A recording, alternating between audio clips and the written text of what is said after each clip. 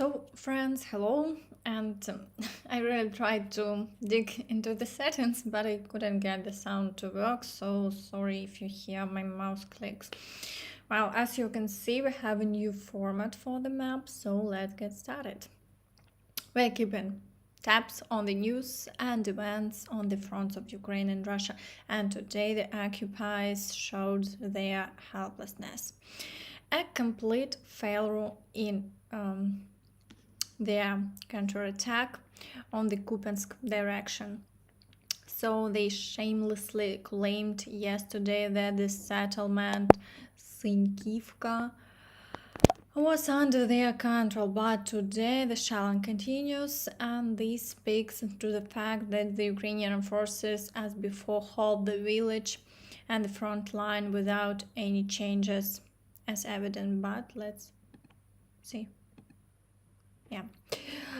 The Russians are only capturing villages in the realm of information, but in reality, their offensive potential seems to have dried up. If the Ukrainian forces are still on the move with their counterattack, the Russians seem to have run out of steam. Today, only shelling is ongoing in minimal quantities, and there are no changes along the front line. As of today, the Ukrainian forces have managed to eliminate another 410 Russian occupiers. Now let's turn back to the Russian failure.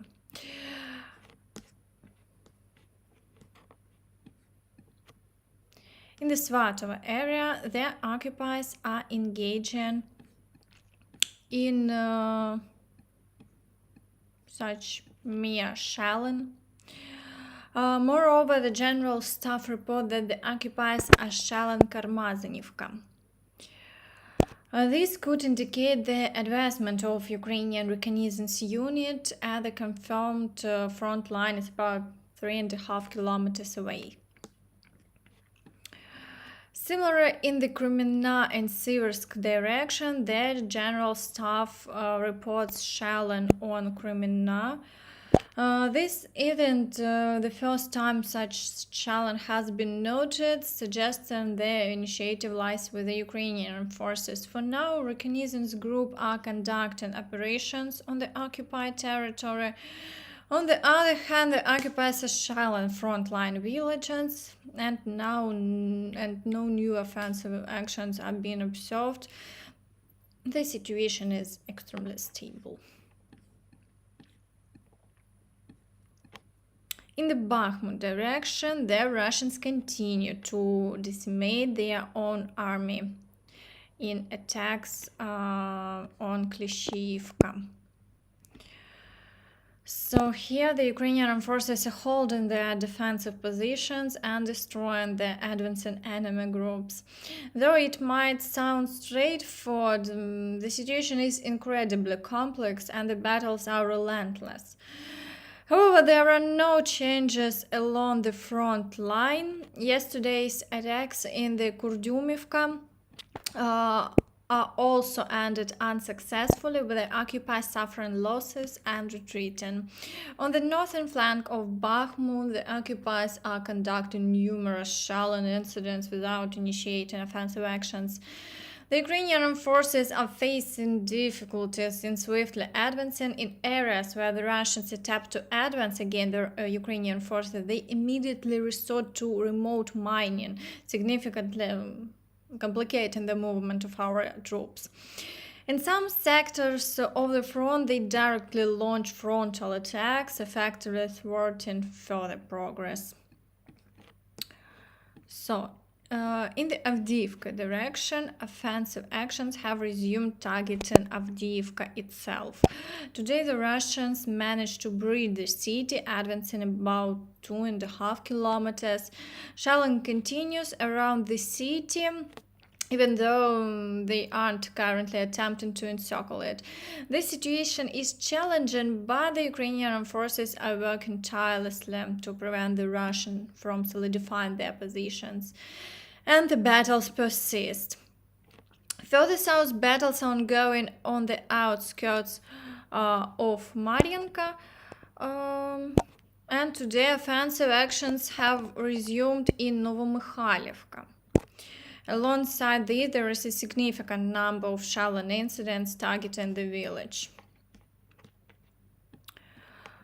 In the Vuhledar direction, an operation to encircle the Russians in Priyutne is underway.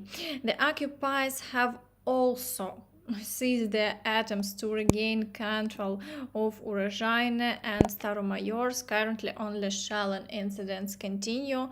In addition to tactical battle, the Ukrainian forces haven't yet initiated new assault operations and are conducting artillery preparation on the territory for further advancement.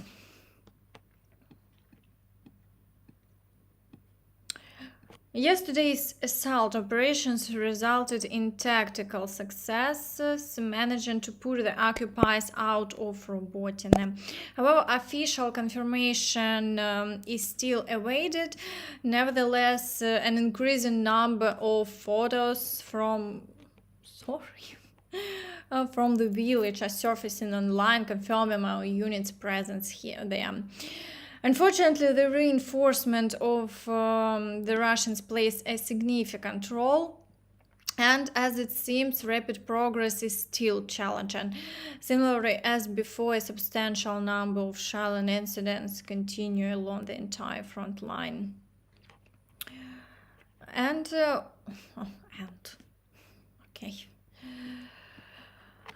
Today, Russia launched a missile strike on Kryvyi Rih in the morning.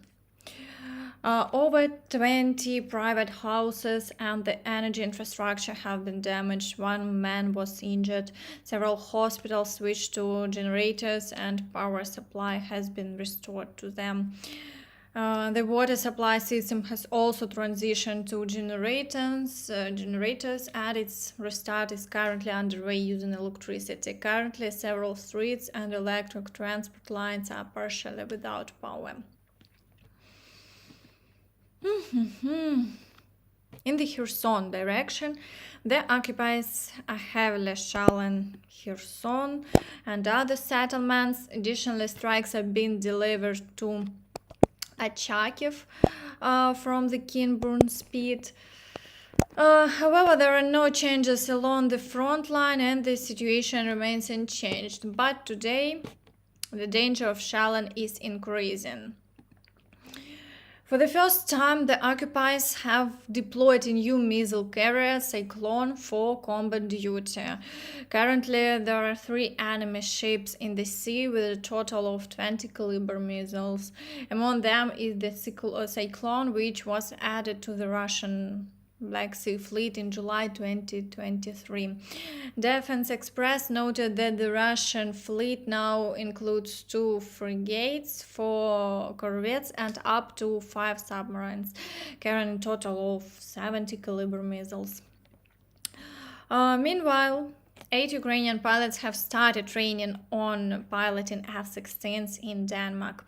In addition to the pilots, 65 military personnel have arrived at the Skritstrup air base for training in aircraft maintenance. Meanwhile, while Zelensky, for instance, visited Denmark yesterday and met with Queen, Lavrov continues to hit rock bottom and visits African countries. I don't mean to offend Africans, but dancing around the minister with hip scarves is quite amusing.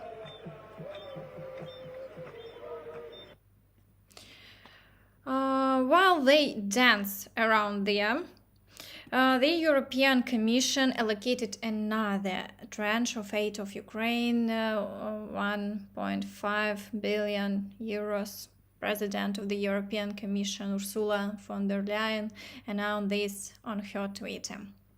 And let's wrap our stream with a video in which Putin maybe forgot which wrist his watch was on. So the banky dictator seems to be having a tough time. And that's all from me for now. Thank you for watching, writing comments, everything you want. And goodbye. Bye bye.